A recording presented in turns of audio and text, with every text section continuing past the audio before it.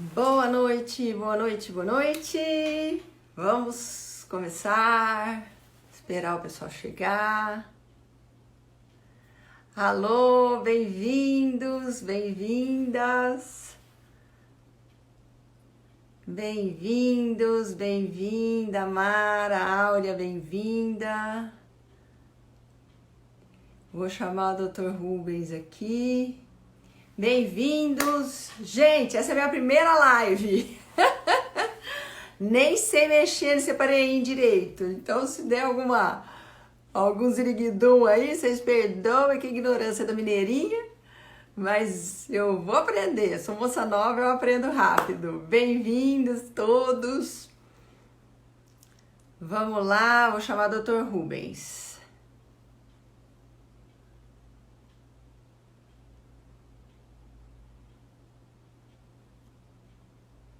Opa!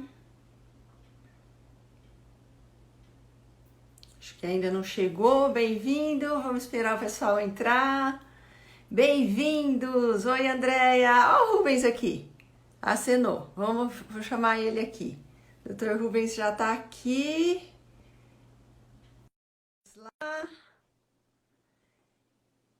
É a nossa primeira live. Tô colocando... Oi, boa noite. Boa noite. Boa noite. Boa noite. Está me escutando bem, Rubens? Eu tô. E você, tá me ouvindo bem? Também, super bem. Pessoal, vocês estão nos escutando? Dá um joinha aí se vocês estão escutando a gente, por favor. Já vem os coraçõezinhos aí, beleza. Estão escutando a gente, pessoal? Sim. Essa é a nossa primeira live, tanto minha quanto do Dr. Rubens, né, Dr. Rubens? Nós Verdade, estamos verdade. debutando. Aqui no Instagram, né? A gente já é mais antigo, já fica meio atrapalhado nessas coisas. Mas vamos chegando lá, vamos chegando. A gente chega, não.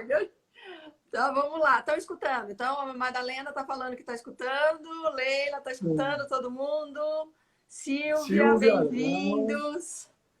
Sônia, A imagem todo tá mundo boa? escutando, então. Oi? E a imagem tá boa aí, pessoal? Tá escuro? Tem algum problema de imagem? Tá bom? Tá tudo bem. Vamos usar o nosso brilho próprio. Vamos lá. Hoje a gente fez... Vamos esperar o pessoal chegar um pouquinho? Enquanto isso, a gente vai contando as nossas façanhas aqui, né, Rubens? Hoje a gente teve que treinar, gente. Treinar, fazer o acesso no Instagram, que nem eu, nem ele não sabíamos. Vamos contando uns causos aí também hoje pro pessoal, Algum né? dia tem que começar, né, Rubens? Tem que começar. É isso mesmo. A nossa experiência é um pouco diferente, né, do que da medicina tradicional. Então, a gente precisa conversar com alguém que dá para trocar, né? Não sei se você tem esse problema também. Eu não tenho muito colega para trocar as minhas experiências, não. É muito complicado. É verdade. Então, eu queria, antes de mais nada, te agradecer, tá? Porque essa sequência, ela chama aqui... A Marta convida seus amigos. E você foi um amigo, né? São os reencontros da vida, né, gente? Dr. Rubens, eu te conheci num congresso de espiritualidade, não foi? Lembra lá do pessoal da Posat? Foi bem legal. E aí a nossa energia bateu assim e a gente acabou ficando amigo, né? Muito bacana. E depois nos encontramos no Congresso Quântico também, lá, né? Foi. No Rio de Janeiro. Te agradeço por ter aceito o convite aqui de bater papo com a gente, porque, como você falou, tem pouca gente para a gente trocar esse tipo de assunto, né? Eu é que agradeço o convite, imagina. Ser convidado por você já é uma honra para mim. Muito obrigado. Capaz. Rubens, vamos lá. Você quer se apresentar um pouco, doutor Rubens? Aqui tem um currículo tão grande que a gente tem que resumir, senão vai ficar a live inteira falando só do currículo dele. Então, gente, fazer um resumo. Eu tenho 38 anos de formado. Né? 38 anos. Então, me formei com 15 anos, não vamos fazendo as contas, não. Tá? Isso mesmo. E aí, o que acontece? A gente começou na medicina alopática, né? Aquela coisa, UTI, essa coisa toda, mas sempre com uma angústia já, né? No começo da profissão. Porque a gente percebia que o que estava tratando ali era só sintoma, né? Não estava tratando a causa. E aí, a gente começa a ficar angustiado, aí fomos buscar a medicina chinesa, né? A acupuntura. Depois a gente encontrou a programação neurolinguística, né? Que é como é que a gente entende o ser humano, como é que percebe. Para mim foi fantástico, porque eu fiquei praticamente 10 anos da minha vida trabalhando nessa questão da psicoterapia, nessa questão emocional. E aí a vida vai fazendo mudanças, e a gente foi buscar, então, a homeopatia, a psicossomática, a ortomolecular, né? A medicina do envelhecimento, e tudo isso aí vai trazendo para a gente uma vivência diferente, porque a gente vem acoplando a questão da espiritualidade junto com essa coisa toda da medicina, né? Agora você se apresenta também. Uma coisa mais difícil quando perguntam para a gente é assim, né, Rubens? Qual a sua especialidade? É porque a gente já estudou tanta coisa, fica difícil falar, né? Mas, meu Deus do céu, e agora? Ah, sou médico, né? Então, bacana. Então, eu queria te perguntar o seguinte, nós, como você falou, né? Nós somos da época da super especialização, né? Da medicina. Tá tudo bem aí? Você quer resolver algum problema aí? Não, só quero aqui apresentar minha boneca, que está aqui louca para aparecer aqui.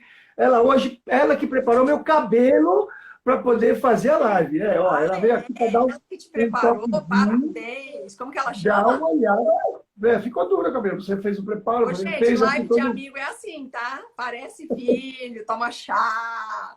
Aqui é papo com amigo, não é aquelas lives chatas de técnica, não, tá? Então, vamos lá. Você estava falando, né? Mandou um beijo para você. Beijo, viu? Obrigada por ceder seu pai aí para nós. Estou agradecendo você. A mamãe, ela tá assistindo, então ela vai me ouvir. Eu quero falar um beijo. Não um beijo, minha linda. Olha que coisa mais boa, né?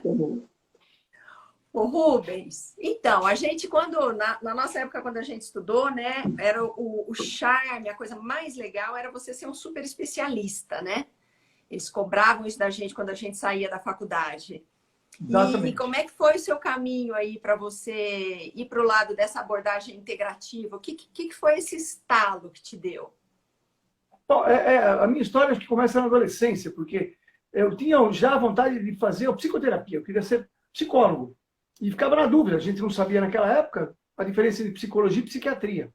Quando eu descobri, eu falei, então eu faço medicina, depois faço psiquiatria. Mas depois que eu descobri a psiquiatria, eu abri mão.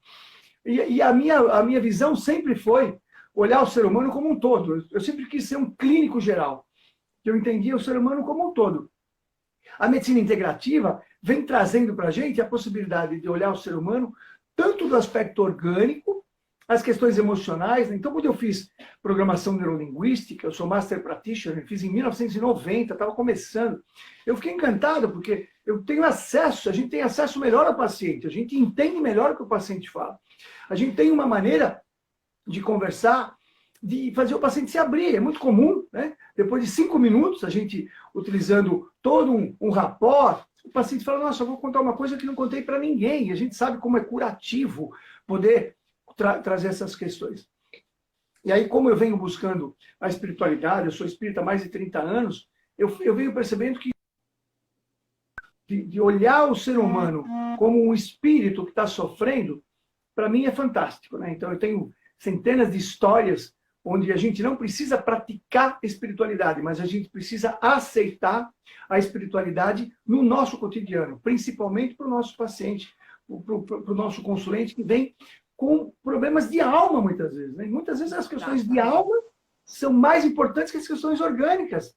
As questões orgânicas são uma consequência do problema de alma. Bom, você vê isso também todo dia, né? Sabe como é que eu me atinei para isso? O dia que eu estava no 5º ano de medicina e eu vi uma pessoa morrer na minha frente. Sabe quando a gente é interno e o pessoal fala, vai lá o estudante passar o plantão na enfermaria? E eu estava lá e o cara, ele me faleceu, desencarnou ali na minha frente. E eu lembro que eu estava com a mão nele, eu estava pegando o pulso. Então foi uma experiência tão impactante, porque tudo estava ali. O corpo, o sangue, até demora um pouco para parar de circular, né? Quando para mas você sabe que aquela energia, aquele sopro de vida foi embora. Aí aquilo assim caiu como uma luz na minha cabeça, assim, um raio, falou assim: a vida não é o corpo. Esse corpo é só um veículo. E ali foi uma epifania mesmo que eu tive. Eu falei, eu vou estudar outras coisas, porque existem outros caminhos que são mais profundos e aí está a origem da doença, né? Então é muito bacana. Você consegue falar de espiritualidade para o seu paciente ou ou ele está subjacente e você não fala? Porque assim, você é espírita, né? Mas você atende católicos, protestantes, evangélicos. E aí, como é que se dá essa questão? Nós Porque vivemos num país... espiritualidade não é religiosidade, né? Não, É legal você falar isso, né? Nós vivemos num país abençoado, né? Então, digamos que outro dia eu atendi uma senhora que é evangélica, que a família me trouxe e tal, com bastante perturbações e diagnósticos psiquiátricos. E eu conversando com ela, e a gente vai percebendo que a espiritualidade dela é muito grande. Ela só tem um outro linguajar. Eu comecei a conversar com ela da possibilidade de aquilo que ela estava sentindo não ser um aspecto só espiritual, físico, orgânico, psíquico, de ter outras questões. E aí é muito interessante, porque não importa o cunho religioso, a pessoa vai se abrindo. Doutor, eu percebo umas coisas diferentes, eu estou bem, de repente eu passo mal. E como é que começou isso aí? Doutor, foi assim. Tem um caso interessante. Meu marido, a gente vivia muito bem, tinha uma qualidade de vida, uma estabilidade. Meu marido mudou a cabeça de repente e acabou indo embora de repente, me deu aquilo foi um trauma para mim, porque não tinha motivo, a gente vivia bem. Depois eu fiquei sabendo que ele estava envolvido com uma outra pessoa. E aí, doutor, você sabe como é que é? A gente vê essas coisas, não acredita, mas parece que a outra pessoa mexe com umas coisas diferentes. E depois disso eu comecei a ficar perturbada, eu não durmo de noite, meu pensamento não para. Eu falo, minha senhora, a senhora é sensível. A senhora tem uma hipersensibilidade. A senhora precisa trabalhar essa sua sensibilidade. A senhora sabe melhor que eu que a espiritualidade, não importa o nome que a gente vai dar, pode interferir. E eles têm lá a linguagem deles e eles aceitam. Eu falei, doutor, só acha isso? Eu tenho certeza. Procure um pastor que faça uma oração, que afaste essas coisas ruins da sua cabeça. Quer dizer, nós temos sim que se abrir para isso, Mateus. Eu tenho batido que o médico não pode ficar ausente dessa questão, porque isso é muito presente. Eu costumo dizer que cada 10 pacientes que eu atendo, 9 têm um componente também vibratório, também espiritual. Não que eu não tenho mediunidade, eu não tenho vidência, não tenho nada. Mas na conversa, e eu abro o jogo. Eu abro o jogo na linguagem da pessoa. E com isso a gente tem ajudado as pessoas. Sabendo conversar com a pessoa, você ajuda muito ela. Legal. E para distúrbios sutis, terapias sutis, né, Rubens? O que você usa como forma... Você falou, por exemplo, de abordagem, né? A minha pergunta é, o que você usa como forma de abordagem do paciente e de terapêutica? Né? Você falou que a programação neurolinguística entra na abordagem, né? O que você usa, por exemplo, de técnica da neurolinguística? Você usa a neurolinguística como tratamento também? É assim, eu aplico as técnicas de acordo com a necessidade, né? Porque eu trabalhei durante 10 anos como psicoterapeuta, utilizando regressão de vidas passadas e PNL. Eu fiz todo um processo durante 10 anos. Mas hoje, eu uso muito a questão da ressignificação, né? Quer dizer, como é que você busca o ressignificado. Então, por exemplo, eu acho que vale a pena a gente ilustrar com casos, né? Sim. Imagine essa situação. Chegou uma senhora bastante também deprimida, mal, porque a mãe dela, aos 90 anos, ela levou a mãe dela estava passando mal, aos 90 anos, levou para o hospital, e quando chegou no hospital, segundo a percepção dela, demoraram para atender a mãe dela. E a mãe dela acabou tendo, segundo ela, uma parada cardíaca e acabou falecendo. E ela, há 2 anos, indignada com o atraso do médico para chegar para salvar a mãe dela. Quer dizer, então a gente aceita. Primeiro, o conteúdo é importante, para ela funciona assim. Mesmo que seja ilusório, né? É interessante isso que você está falando, porque só uma partezinha, eu já conversei com colegas que falam assim, mas o paciente mente, o paciente viaja, né, enfim, ele imagina coisas. Mas mesmo isso está revelando o conteúdo interno dele, né, Rubens? Bom, eu aprendi... Inventa um negócio que ela não tem dentro de si. Não, eu aprendi assim, eu gosto muito de estudar realidade é subjetiva. Para mim, o paciente não inventa. Ele fala baseado na realidade subjacente dele, é a realidade dele. E se você não aceita a realidade dele, você não está aceitando, não adianta. Então, saber ouvir, por mais absurdo que possa parecer, Você precisa ter uma aceitação. Aí eu conversei com essa senhora, claro, de cara você fala, mas escuta, 90 anos não era uma parada cardíaca, ela estava morrendo, né? Mas ela estava sofrendo. É muito velha, né? Com depressão, sofrendo. O sofrimento era real. Aí eu conversei com ela, falei, assim, será que você pode imaginar que eventualmente sua mãe teve uma vida boa? Eu teve uma vida muito boa, minha mãe ajudou muitas pessoas. Então, será que eventualmente, aos 90 anos, será que não estava terminando a vida dela? Será que você...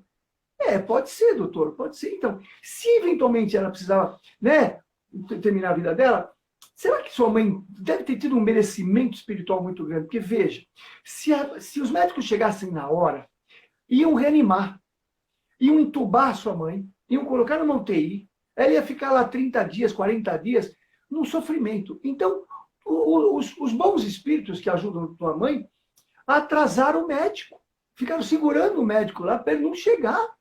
Porque tua mãe com merecimento de poder desencarnar suavemente, quer dizer, sem massagem cardíaca, sem nada. Aí ela começou, veja, você está colocando um outro enfoque. Né? Outro e aí olhar. é outro olhar. Ela saiu de um transe, praticamente. Eu falei, não pode ser assim? Falou, é verdade, nossa, minha mãe. Então, com merecimento. Que bom que é segurar o médico, não deixar ele chegar, porque senão amanhã ia sofrer sem precisar. Ô Rubens, você ilustrou muito bem uma coisa que eu falo sempre para os meus alunos. Eu falo assim, o primeiro remédio que o paciente toma é o médico, é o tratador. Então, o tratador tem que estar atento, porque a sua palavra curou a pessoa, o seu olhar ofereceu um novo ângulo. Então, é isso que nós, como tratadores, precisamos fazer, né? E para isso você precisa de amor. Você precisa parar para prestar atenção no cara, você precisa olhar além, querer ajudar. E isso que você fez, o melhor remédio que você deu para ela foi a sua fala, a sua interpretação, o seu olhar do outro ângulo que você falou, que ela se ressignificou, que você falou. Ela saiu do transe, olhou de uma outra maneira. Que bacana, que bacana. Olha as sintonias, né? Vocês identificam uma coisa que eu sempre falo através desse caso. Muito bacana. Eu sinto que os nossos colegas médicos precisam se abrir, né? Porque nós não temos formação de psicologia na faculdade, né? Nós não temos nada, né? É muito... E assim, a gente precisa aprender a escutar o paciente, né? Aprender o que ele está falando nas entrelinhas. Como você, né? Como você é professora de homeopatia, inclusive, né? Sim. Então, a homeopatia também é toda uma arte, né? De ouvir o além, né? Então, eu entendo que quando a gente entende que as energias, tudo começa no campo de energia, né? Então, como é que a gente adoece? Primeiro a gente adoece no nível sutil, no nível energético. Perfeito. Depois vem para o corpo, né? Então tem todo o processo. Quando chega no organismo, já teve vários caminhos, né? Já foi atravessando camadas. E eu costumo dizer que nós estamos vivendo, não sei se você percebe isso, Marta, que eu acredito que o nosso momento, o século, é o século do pensamento. Sim. Onde tudo começa. Então, eu fico muito atento e pergunto, como é que você chega à conclusão disso que você está me falando? É uma ideia. Sim, mas como é que você chega à conclusão dessa ideia? Por quê? Nós temos uma educação, sei lá, não posso dizer, uma maneira de aprender as coisas, como se nós fôssemos o pensamento. E eu digo, não, nós não somos o pensamento. O pensamento faz parte de nós, como minha mão. Aqui eu tenho minha mão, eu vejo minha mão. O meu pensamento, de fora, eu começo a administrar o pensamento. Porque, na minha opinião, tudo começa no pensamento. Faz sentido para você? Total. E é muito interessante que, às vezes, dentro disso que você está falando, que a primeira coisa que sai do prumo, da harmonia, é a energia vital, às vezes o paciente tem sintomas e aí ele vai fazer exames tradicionais e não aparece uma doença. E aí a pessoa que tem, né, o tratador, o médico, que tem um olhar mais tradicional, ele fala, você está estressado, você está deprimido, você está, enfim, inventando, né, aquilo. E geralmente as pessoas acabam tomando antidepressivos, para se acalmar, como se aquilo fosse um surto psicótico, uma invenção da cabeça. E não, é uma sensação real. Mas, às vezes, aquilo ainda não foi para o nível lesional. É interessante que muitos que estão ouvindo a gente aqui, né, são nutricionistas, também são pessoas que tratam outras pessoas, ou que se tratam, não? Que estão buscando aí um outro olhar. E isso é muito interessante. Não é porque um exame tradicional não confirmou uma doença que aquele seu sintoma é uma psiquice, né, Rubens? Não é uma maluquice. Ele é um transtorno da sua energia vital que está rodando um programa que não era para rodar. Seu corpo é um sistema energético, né? E roda um programa chamado saúde. E a doença é como se fosse um vírus, né? É um outro programa que pode vir disso que o Dr. Rubens está falando, de um trauma psíquico, de um impacto, né, que quebra a harmonia. E muitas vezes é muito claro, né, Rubens? A gente vai perguntando para o paciente a história pregressa da doença e ele fala, foi aqui, foi a partir desse trauma que eu comecei a ter cistite de repetição, tal. Dentro disso, é muito interessante porque a doença pode ajudar muito a gente a crescer, né? As pessoas maldizem a doença, mas ela pode ser uma alavanca para o crescimento. O que você acha? Não, veja, nós precisamos crescer. Se nós estamos indo no caminho errado, o nosso eu maior, não posso chamar de espírito, não importa, ele vai fazer com que a gente volte para o caminho. Isso é inexorável. E esse voltar para o caminho, muitas vezes, é um problema que a gente chama de doença, né? Ou de disfunção, ou de um acidente, ou de um trauma, ou de uma separação, não importa. Então a vida vai colocando a gente no nosso prumo. Por isso que, quando a gente... o nível, o risco de ficar doente ou ter algum problema é bem menor. Né? Então, porque a gente precisava ver o pequeno sinalzinho. Costumo dizer, olha, você está um pouco para a direita. Aí vem uma vozinha e fala, vira um pouquinho para a esquerda. Aí você fala, besteira. Continua virando. Escuta, precisa virar para a direita. Tá, besteira. Escuta, precisa virar para a direita. Vira para a direita, senhor. Quer dizer, aí a gente toma um tranco. Não vai fala, nossa, precisava ser desse jeito? Não, você não ouviu antes? Né? Eu, a nível pessoal, a nível pessoal, porque às vezes é importante. Eu fiz um trabalho, eu gostei tanto de trabalhar com a mente, com as emoções, que eu fiz um trabalho durante 10 anos da minha vida só com psicoterapia. Eu quase que fazia 5% de medicina e 95% de psicoterapia transpessoal, porque é uma paixão minha. Só que as orientações que eu tinha espirituais você é médico, volta para aqui vou voltar para aquela medicina? Que vou nada. Eu não ouvi. Tomei um tranco, Marta, aqueles trancos que virou de ponta cabeça a minha vida.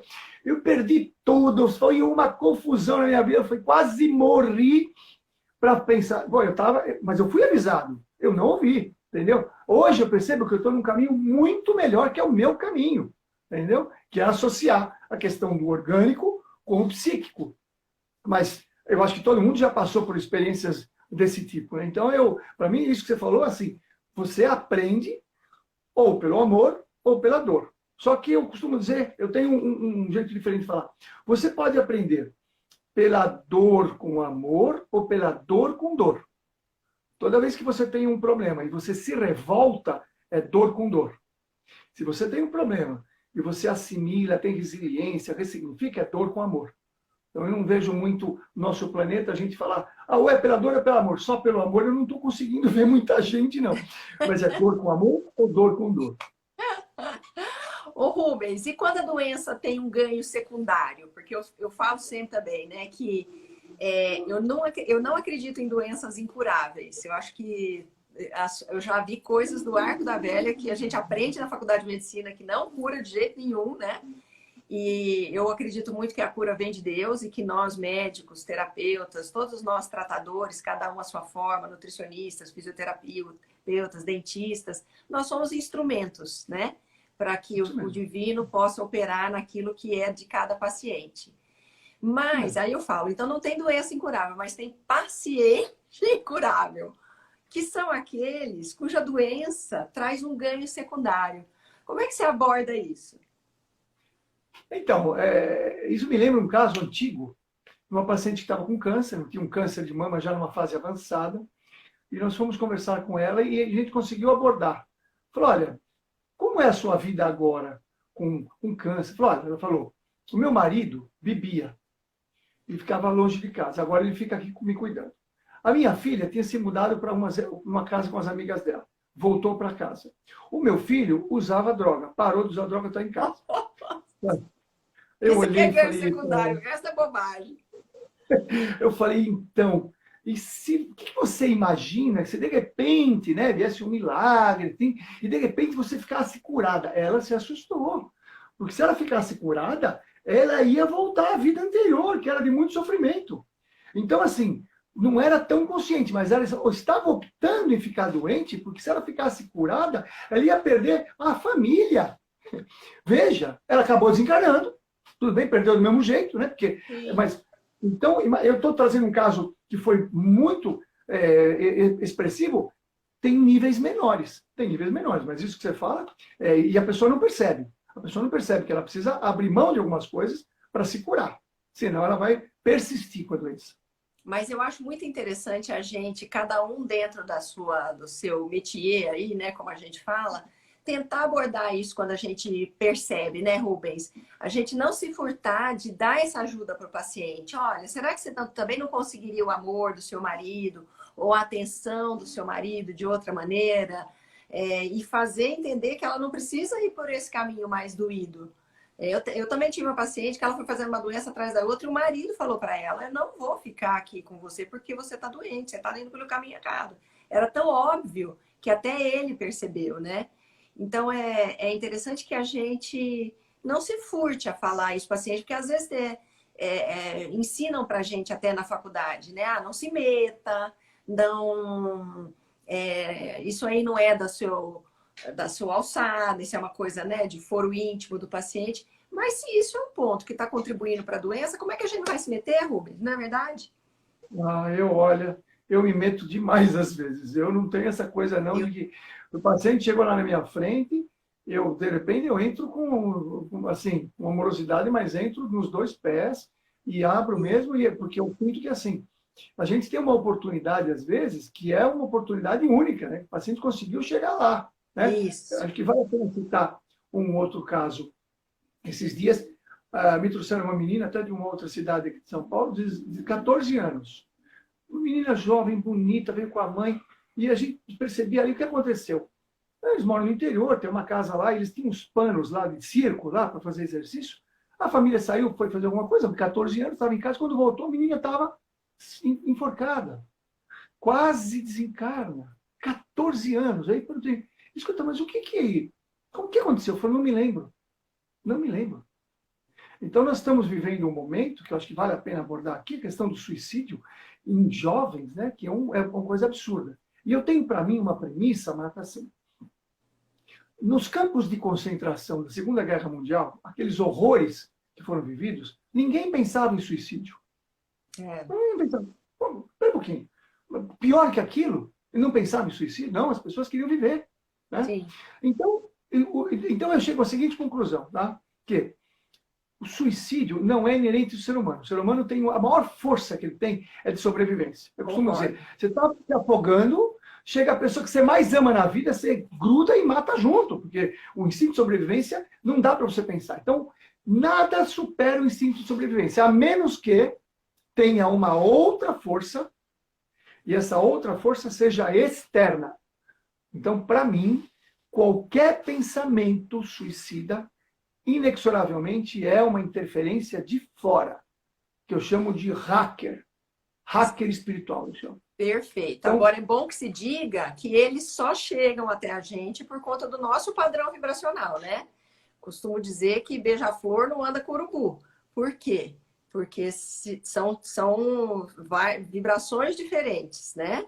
Então, sim. Isso que o Dr. Rubens está falando, eu acho muito sério da gente se ligar, perceber. E muitas vezes a gente não consegue até dizer dessa maneira, mas o que a gente consegue fazer? Melhorar o padrão energético do nosso paciente para que ele pare de ser uma antena que atraia isso, né? Que ressoe com essas energias densas e malignas que fazem essas sugestões maldosas, né? E isso acontece muito com os jovens, né, Rubens? Por conta das músicas que eles escutam, do que eles veem, dos joguinhos de guerra, da alimentação, aquele monte de química, que mais, Rubens, você acha que contribui para essa antena da gente ser uma antena que Olha, atrai isso? eu estudo muito, e para mim isso é muito antigo, a autorresponsabilidade, né? Eu costumo dizer para as pessoas que eu tenho duas notícias, uma boa e uma ruim, né? Qual que eu dou primeiro, Marta? A ruim ou a boa? Vou dar a ruim primeiro. Tá. 100% do que acontece com você é sua responsabilidade. Não tem jeito, 100%. Agora eu vou dar a notícia boa. 100% do que acontece com você é sua responsabilidade. Então, por quê? Se eu fico na vítima, né? Eu fico, porque eu sou vítima. Não, você é responsável 100%. Não adianta reclamar de ninguém. Então, eu entendo que a maturidade do ser humano é o momento que ele começa a perceber que ele é responsável. Enquanto ele fala, porque minha sogra, porque o país, porque o Brasil, porque eu não sei quem. Enquanto eu jogo para fora, eu sou imaturo emocionalmente, espiritualmente. A hora que eu falo, não, peraí, eu sou responsável, eu tenho um upgrade de maturidade, 100%. O que eu percebo hoje em dia é que existe um outro fator, para mim é muito importante. Nós vivemos um mundo de mensagens subliminares. Perfeito. As mensagens subliminares, tanto no nível físico quanto no nível extrafísico, vão colocando no nosso HD cerebral programas. E isso são programas, por isso que eu falo de hacker, né? O hacker ele consegue à distância manipular o teu computador. Então eu sinto que, é lógico que a pessoa tem em torno de uma sintonia, precisa trabalhar ela, mas o que eu tenho percebido hoje é que o nível de interferência, que eu chamo de hacker, é maior, às vezes, do que a própria sintonia. É justamente para colocar a pessoa na sintonia. Então eu fico assustado, porque eu falo, mas espera um pouquinho, tudo bem, mas uma pessoa de 14 anos, que por mais que ela tenha sintonia, olha, faz terapia, faz Waldorf, faz um monte de coisa, quer dizer, da onde veio isso aí? Eu tenho percebido que está havendo uma extrapolação de interferência. Porque então eu acho importante você se mudar. Mas se a pessoa não consegue perceber que existe um nível de interferência extrafísico nesse tamanho, ela não vai conseguir mudar o processo, porque ela vai achar que tudo é pensamento dela. E não é. É por isso que é legal esse nosso pontuar do lado de fora, né? É a história do vigiar e orar, né? Que Jesus Cristo falava. Porque quando a gente percebe, fala, opa, isso não é meu. E também os pais, né? Quem está do lado, perceber que a pessoa está indo e não achar que é normal, não ter preguiça, a preguiça de, né, de deixar as crianças assistindo televisão, se lá nos joguinhos eletrônicos, porque é por aí que essas más influências entram, né? Essas más influências eletromagnéticas. Tem que ter um plano de link, tem que ter um link, tem que dar match, né? E a gente, às vezes, não tem governabilidade sobre essa essência ruim, não é? Mas a gente tem governabilidade sobre a gente. Então, isso que você falou é muito importante. Se a gente se vitimiza e fala, eu sou assim porque meu pai me tratou dessa maneira, porque minha mãe... Às vezes os caras já morreram há tanto tempo e eles ficam servindo como desculpa para uma vida inteira de infelicidade. Não vai rolar, não tem. Agora, né? O Sartre tem uma frase que é fabulosa, que ele fala, não importa o que fizeram de você, o que importa, né, é o que você faz com o que fizeram de você. Bom, ok, o pai foi assim, a mãe foi assado, tá com a batata quente na mão, agora, nossa, vamos lá, vamos nos virar com isso aí. E aí que eu acho que é interessante toda aquela forma de terapia que pode nos melhorar, não só fisicamente, mas energeticamente, né, Rubens? Que é o que a gente foi atrás para estudar. A homeopatia, a medicina chinesa, a acupuntura, os florais, os frequenciais quânticos, a meditação, a medicina ayurvédica. E quanto mais a gente estudar, melhor a gente ajuda o nosso paciente, né? Porque a gente pensa aqui a colar o que para aquela pessoa é interessante. Eu acompanho pacientes ao longo de anos e vejo a transformação de vida deles. É tão bonito, né? A pessoa, por causa de uma doença, ela mudou a vida inteira, ela cresceu tanto. E ali ela tinha uma influência ruim, porque ela era um canal para aquilo. E ela foi se transformando, e aí ela foi atraindo outras influências mais sutis, mais amorosas, mais benignas, né? Porque o que você está falando é verdade, a coisa tá pesada, né? Porque, segundo aí a teoria dos kardecistas, a gente está passando de um mundo de Como é que é? Explica aí, porque você é kardecista, você explica melhor que eu. Nós estamos passando por um mundo de expiação e prova, para um mundo de regeneração. É um pouquinho melhor, né? Estamos saindo assim de um grau extremo para um grau um pouquinho melhor. Mas eu costumo dizer que essa transição não é que um dia a gente vai acordar e o céu ficou verdinho, azulinho, as árvores, não. Ele é como o yin e o yang, ele é aos poucos. Então, por exemplo, as pessoas elas podem viver no mundo que elas querem. Então, eu digo o seguinte, qual é a diferença básica do mundo de expiação e provas e de regeneração? O mundo de expiação e provas, o mal predomina. O mal predomina. No mundo de regeneração, existe o mal, mas não predomina. Aí eu vou te perguntar, tá? Eu olho para a minha vida. Tá, se eu olhar a minha vida como um todo, eu olho a minha vida, o mal não predomina. Existe o mal, mas não predomina. Eu não estou vendo gente morrer a toda hora, sendo assaltado, assassinado e tal. Então, existem nichos de lugares que já estão no mundo de regeneração. Já estão vivendo isso. E tem nichos que ainda não. Infelizmente, nós temos lugares no planeta que o mal predomina. Né? E a gente pensa assim, no planeta, não, vamos pensar no Brasil. Nós temos nichos no Brasil que o mal predomina e lugares que não. Você pega um bairro de periferia, às vezes, que não dá para sair de noite, você pega um bairro, às vezes, de uma zona melhor, completamente diferente. Dentro do bairro, você vai encontrar isso aí. Então, o que eu digo para as pessoas é assim, aonde você quer viver? Qual o mundo que você quer viver?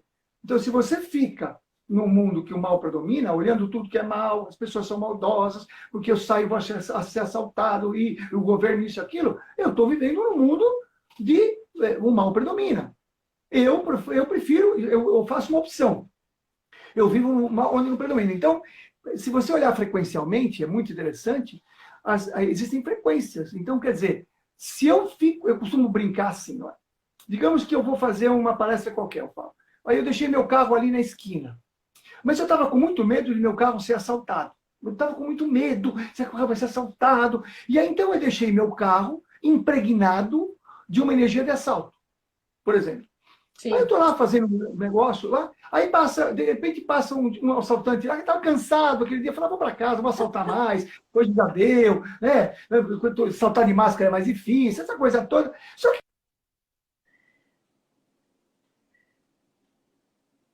Rubens, travou. Tinha uma energia tão de assalto. Atraiu. E aí ele, nossa, ele falou, poxa, esse carro aqui, meu Deus. Aí ele foi e assaltou. Quer dizer, eu brinco que o assaltante aí é minha vítima, porque eu fiz ele assaltar meu carro com a impregnação que eu pus ali. É uma inversão de brincadeira, mas para as pessoas entenderem que a gente precisa cuidar da nossa frequência, né? Você fica com muito medo. O nosso vírus aí, para mim, é muito claro. Não sei se você vê assim. O vírus é uma frequência, que nem é vivo, é uma frequência. Sim. Se eu baixar a minha frequência, ele entra. Então, medo. Medo baixa a frequência. Então, as pessoas que mais pegam o vírus são as que mais têm medo. Então, a gente precisa fazer todo um trabalho de prudência, né? Não de você corajoso, não vou usar. Não. Eu vou ter a prudência, mas eu não posso ter medo. Então, a gente precisa fazer todo um trabalho psíquico, vibratório, energético, aí sim, entre a homeopatia, entre os florais, para a pessoa sentir-se mais confiante e falar, se o vírus vier, ele vai bater e não vai entrar. Faz sentido para você? Sentido total. E às vezes não é uma questão de não ter o medo, né? Porque o medo vem. A questão é você não se deixar dominar por ele. É você não alimentá-lo. Porque aquilo que a gente alimenta, ele vai tomando uma força dentro da gente. Ele vai criando um volume dentro da gente. E aí, às vezes, o paciente pergunta assim para mim, mas, doutora Marta, como é que eu paro de pensar nisso? Porque a hora que eu vejo, eu estou pensando coisa ruim. Porque o cérebro humano, ele tem um tropismo por coisa ruim. É por isso que os jornais, toda a mídia, passa tanta notícia ruim, porque isso a gente fica vidrado lá assistindo. Porque o nosso cérebro, ele entende que eu tenho que prestar atenção naquilo para me defender. Essa é a origem da história toda. Por que a gente presta atenção no mal? Mas chega uma hora que focar no mal é um vício e é tomar veneno. E eu falo para meus pacientes assim, coloca outro pensamento no lugar. Nem que seja a coisa mais esdrúxula do mundo, sei lá, um hipopótamo de roupa de bailarina cor-de-rosa fazendo um plié. Aí a pessoa ri e fala, ai, doutora Marta, pelo menos distrai aquilo, né? É muito interessante, tem um filme que chama Mentes incríveis. Aquela história do John Nash, Mentes Brilhantes. E Ah, ele era sei. esquizofrênico. E ele ganhou o Isso prêmio mesmo. de matemática pela teoria dos conjuntos. E aí o cara lá do Isso. Nobel, ele ganhou o Nobel, né, da matemática. Sei. Foi lá para ver se ele, né, fazer uma entrevista com ele e tal.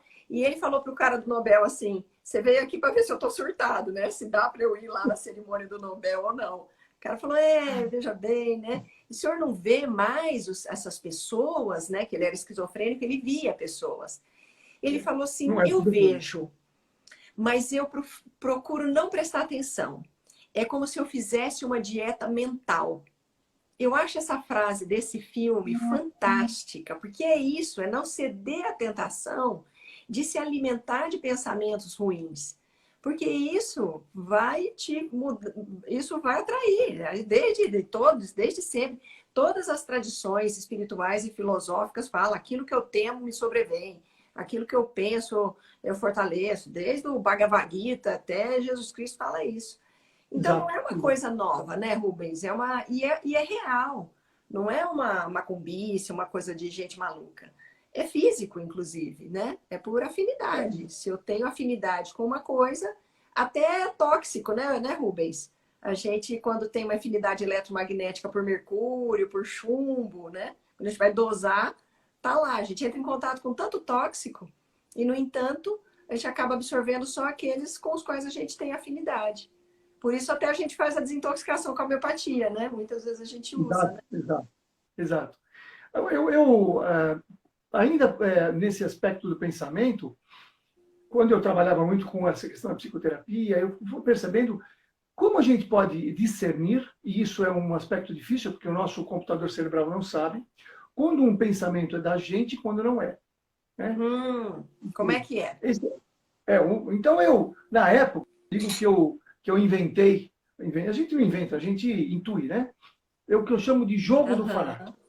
Então, o jogo do fanático tem ajudado muita gente, inclusive, a melhorar a síndrome do pânico. Eu tive síndrome do pânico, e eu vivi síndrome do pânico há mais de 30 anos. Nem se falava isso, eu já vivenciava. Eu gosto das coisas novas, eu gosto de inovar.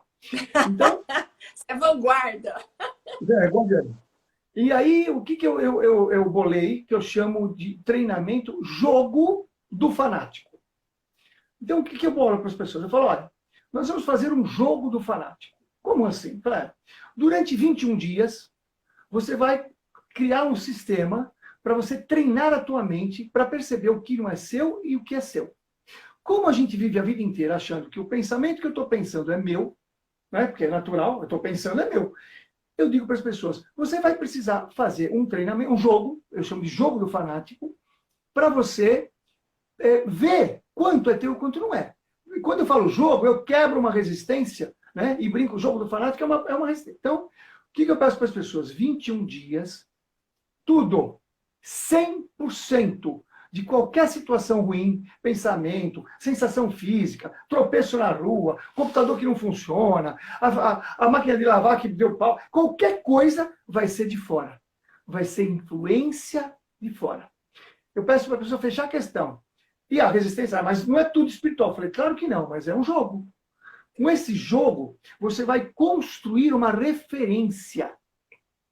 Depois de 21 dias, digamos lá, as pessoas: você tem dor de cabeça? Eu tenho. Então faz o seguinte: durante 21 dias, todas as dores de cabeça você vai captar, ou do ambiente, ou de alguém, 100% das vezes. Primeiro você faz esse exercício: isso aqui não é meu, afasta o que não é meu. Depois você toma o remédio. Mas faz isso primeiro, faz um treinamento. A pessoa passa 21 dias e fala: nossa, eu tive 10 vezes dor de cabeça. Todas as vezes eu disse que não era meu aquilo. 7 vezes eu não precisei tomar remédio. Será que durante 7 vezes não era minha mesmo? Percebe? Então, síndrome do pânico, por exemplo, quando a pessoa faz o jogo do fanático, ela corta o circuito de fora. Porque ela fica 24 horas, né? Oh, isso não é meu, isso não é meu, isso não é meu. E aí a pessoa vai fazer, eu chamo de treinamento, então ela cria uma referência. Então, sugestão para os nossos terapeutas que estão acompanhando: utilizar isso aí, né? Eu tenho resultados muito interessantes, as pessoas me dão feedback muito interessantes com esse jogo do fanático. E é muito interessante, né, Rubens? Porque mesmo que não seja uma coisa espiritual, A pessoa negando é uma maneira ela dizer eu não quero. Ela está informando para o cérebro dela, está fazendo um biofeedback aí de não, isso não é meu, isso não me pertence, eu não quero. É que nem o povo que às vezes tem câncer, tem uma doença ruim e fala assim, chega no consultório e fala, doutora, eu não vou morrer disso. É muito interessante porque vem determinado. Então é bacana esse jogo do fanático aí, né? Jogo de fanático, O fanático por não ter coisa ruim. Gostei, É, Lucas. porque aí a pessoa vai construir uma referência nela mesma. E olha, é fantástico. E as sensações também, né? Porque ao longo a gente vai percebendo, né? Como a gente fica atento, muita gente vem. Eu lembro uma vez, faz tempo, uma moça veio, jovem. Eu lembro até que ela era oriental. Ela veio com uma dor no joelho. Uma dor no joelho que não melhorava. E fez lá a tomografia, a ressonância, passou no ortopedista, essa coisa, não melhorava nada. Mas tudo bem, veio uma semana, na semana seguinte ela veio, que ela fazia uma psicoterapia com a gente, e aí ela falou, descobri a dor. Ela descobriu, é. Falei, então, eu tenho um noivo, ele é médico, e ele está fazendo um estágio no Japão. E ele caiu e machucou o joelho e fez a cirurgia no dia que eu tive dor aqui. Nossa. Então, eu digo que no Japão é mais rápido porque veio pelo centro da Terra, né? Então ela percebeu. Vem pelo centro da Terra. Então eu digo para não era a sua dor. Ela estava sentindo a dor, mas não era dela. Nós somos passíveis de perceber, sentir as sensações dos outros. Isto é muito comum. Eu tenho pacientes nesse nível de sensibilidade, ela chegava com dor, eu estou com dor no ombro. Dor no ombro, não quer. Aí ela ficava sabendo que a colega de trabalho dela, o pai tinha operado o ombro. Quer dizer, ela trabalhava ou não trabalhava, ou eu não sabia. O pai da colega tinha operado o ombro e ela ficava com dor no ombro. Enquanto não melhorava a dor do pai dela, ela não tinha. E toma remédio, e faz uma coisa. Nesse nível, como a gente tem uma atenção há muito tempo, isso é muito mais comum. Eu falo, como é que eu vou tratar o teu ombro se você não tem nada no teu ombro? O teu ombro é captação. E veja, ela não sabia por quê, mas ela tinha essa sensibilidade de captar. Eu tenho muitos pacientes assim. E aí, como é que você desvincula isso? A pessoa precisa ter consciência. Então ela começa a perceber, opa, isso aqui é meu? Pergunta. Bom, se for meu, tudo bem. Se não for meu, volta para onde é. Entendeu? Aí é impressionante, porque nós temos uma capacidade mental de fazer isso. Eu dou uma ordem e eu tenho essa força. Isso aqui, ó, o que é meu fica comigo, o que não é, dá licença, se afasta. Se as pessoas começassem a fazer isso, é impressionante o quantos casos que não precisariam chegar no hospital, Mar. Sim. E você falou uma coisa muito interessante, que é a consciência, né, Rubens? Tomar consciência joga uma luz em cima do sintoma, do estado de saúde da pessoa. E isso é interessante, que esse nosso bate-papo aqui, é interessante falar para quem está nos ouvindo, não é excludente você fazer um tratamento convencional também, eventualmente ter uma indicação de uma cirurgia, né, Rubens? A gente está uma coisa não é excludente à outra. São ampliações de um olhar que até você mesmo pode, né? Eventualmente você está sendo tratado por um profissional que não tem essa visão que a gente está aqui discutindo, né? E aí essa visão vem de você. Olha que interessante, porque pode não vir, porque infelizmente muitos profissionais de saúde são ainda pouco comprometidos, né? Efetivamente com o ser humano, né? Mais como uma questão mais técnica de resolver problemas, tudo. E ok, eventualmente você precisa aí de, né? De uma ajuda nesse sentido. Mas olhar isso que o Dr. Rubens está falando, que a gente está discutindo, é muito interessante. Iluminar aquela questão com a sua consciência. Porque mesmo que você tenha um médico, um terapeuta, alguém que vai te dar um remédio, um floral, uma homeopatia, um quântico, te espetar umas agulhinhas, o movimento de cura é próprio, né, Rubens? A gente, como tratador, a gente é um facilitador de caminhos, né? Não, é claro. A gente é um catalisador, né? A pessoa que vai fazer a cura, mas a gente dá o estímulo e a pessoa faz o processo dela, ou não, se ela tiver lá os processos dela. Mas vale a pena mais um caso para ilustrar como isso é importante. Eu tenho uma paciente, ela deve ter mais de 70 anos, mas é jovial, é professora de italiano, fica viajando, leva grupos para a Itália. Nossa, levava, né? Levava. super ativa. Um dia ela chega na clínica, nem marcou consulta, chegou lá porque eu não estou me sentindo bem. Uma paciente antiga falou, vamos conversar. Eu conversei, ela falou, eu estou com uma sensação ruim, eu estou com... Meu braço está formigando um pouquinho, eu estou com um mal-estar. E eu falei, bom, ela está compensada. Qualquer um já vai pensar, nossa, 70 e poucos anos deve estar fazendo uma isquemia cerebral. Primeira coisa. Naturalmente, o médico tem que pensar nisso. Vou falar, vou te encaminhar, porque você deve estar com uma isquemia cerebral. Mas perguntei para ela, mas quando foi que começou isso aí? Ah, faz uns 3 dias. E o que aconteceu? E aí é engraçado porque a gente com essa nossa abordagem tem umas curiosidades que não tem nada a ver, né? Quer dizer, A gente faz perguntas que o paciente nunca escutou de ninguém, né? Ele olha para a gente e fala, que mulher esquisita. Eu perguntei, aonde que você estava? Então eu fui comprar um carro novo, e na hora lá de comprar o carro, eu não me senti muito bem. Aí o rapaz também me tratou meio seco e tal. Falei, tá. Então, nesse momento, eu falei, então faz o seguinte. Aí é uma técnica que eu uso muito, sabe? Eu digo que é a técnica da dupla fenda, da física quântica, que eu gosto, né? A dupla fenda tem aquele esquema que a gente conhece, e quando o observador ele falou, puxa, solta aí que eu quero ver partícula. Não, eu queria ver fóton. Aí o elétron volta no tempo e volta. Então, eu uso essa técnica. Então, volta lá. Antes de você entrar lá para comprar o carro, imagine que você se põe uma roupa. E eu peço muito para as pessoas colocar uma roupa mental, como se fosse um EPI espiritual. Eu chamo de EPI espiritual. Né? Que tá na moda agora. Ótimo, Rubens. Um EPI espiritual bonitinha, bem capacete, luva, tal. Você entra de EPI espiritual. E vamos entrando agora. Você entra, você refaz o seu processo com esse EPI espiritual. Aí ela foi falando, eu estava chegando, aí ela começou a ter uma sensação ruim, como se tivesse rolando alguma coisa no corpo dela. Nossa, estou sentindo o braço. Bom, conclusão. Daqui a pouco ela estava bem. Falou, tudo bem, você faz o seguinte, você vai para casa e você me fala qualquer coisa. Não teve mais nada. Então, esse era mas foi 7 minutos.